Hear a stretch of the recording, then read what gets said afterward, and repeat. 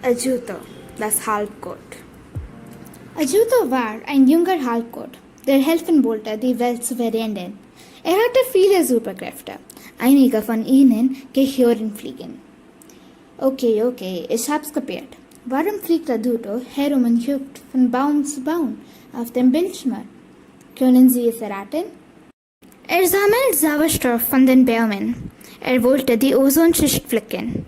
Manchmal fragte ich mich, ob er ein Halbgott ist oder. Warum brauchte er Sauerstoff? Er war so unsterblich.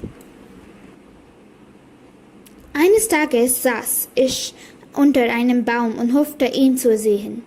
Leider tat ich es nicht. Ich tat dies einige Tage lang. Und eines Tages sah ihn endlich.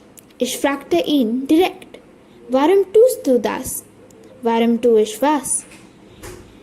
Ich antworte, von Ort zu Ort gehen, um Sauerstoff zu sammeln, um uns zu helfen?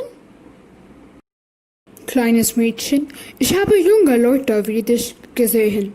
Klug, intelligent, aber schließlich hat die Welt sie erwischt und sie haben sich in Menschen verwandelt, die ihrer Menschlichkeit beraubt wurden.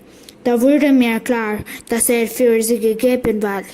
Ein Mensch zu sein, aber menschlich zu sein war anscheinend sehr schwer. Also habe ich beschlossen, diese Leute zu inspirieren, indem ich ihnen das luxuriöse Leben zeige, das sie führen würden, wenn sie anderen helfen würden.